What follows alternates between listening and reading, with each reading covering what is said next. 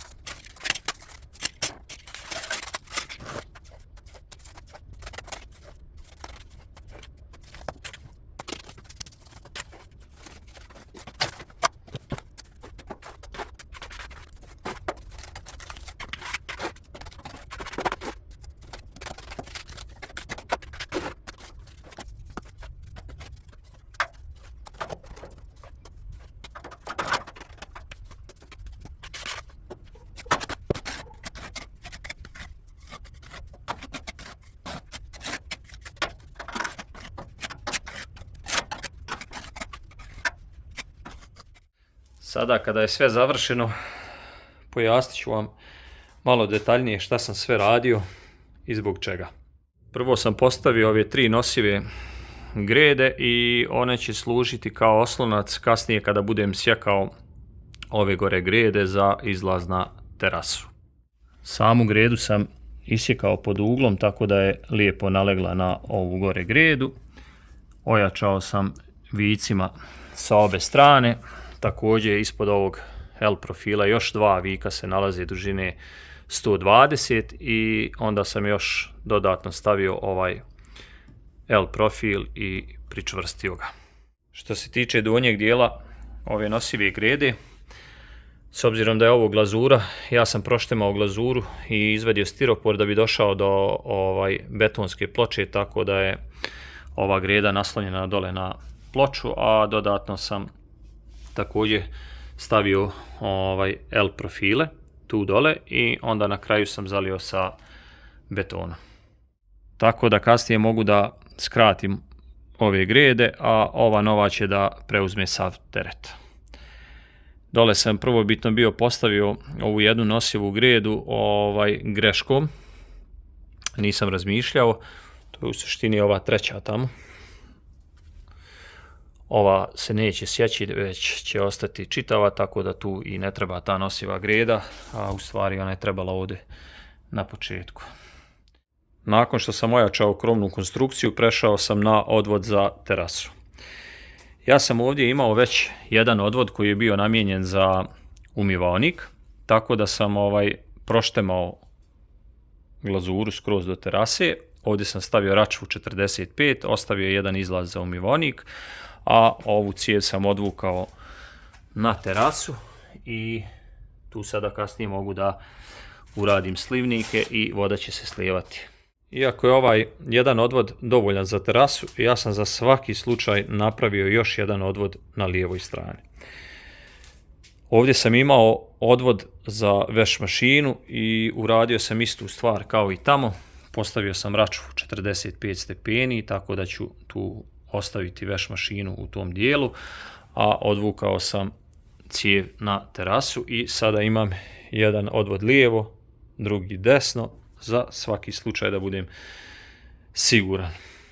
Ovdje ste mogli primijetiti na ovom odvodu da sam postavio koljeno 90 stepeni, inače se ne preporučuje na odvode da se stavlja koljeno 90 stepeni, međutim ja zbog ove grede nisam mogao da stavim 2 po 45, tako da sam morao to da uradim tako. Osim odvoda za terasu, prepravljao sam odvod za tuš kabinu i WC šolju. Ovdje u ovom dijelu tu je predviđena tuš kabina i odvod je bio postavljen predaleko, bio je ovdje, tako da sam ga pomjerio gore nekih 300 mm. Također sam prepravljao odvod za WC šolju, bio je ostavljen tu u ovom ćošku, ali tu šolja ne može da stane, tako da sam je izvukao ovdje i ona će sad da dođe tu negdje. Sad što se tiče cijene današnjih radova, materijal sam platio nešto oko 50 maraka, grede sam imao, tako da to nisam kupovao, a kupio sam samo metalne uglove, vike i par kanalizacionih fittinga FI 50 i jedno koljeno FI 110. A što se tiče ruku za ovaj posao, čisto sumnjam da bi ko pristao da ovo uradi ispod nekih 200 maraka. Meni je trebalo za ovaj posao jedan dan, tako da sam danas uštedio tih 200 maraka. Iako sam u prošlom videu najavio da ću raditi izolaciju i postavljati rigips, ovo sam ipak morao da uradim prije tih radova, tako da ćete to ipak gledati u narednom videu. Obavezno zapratite kanal, lajkujte ovaj video i podijelite ga sa prijateljima. Vidimo se!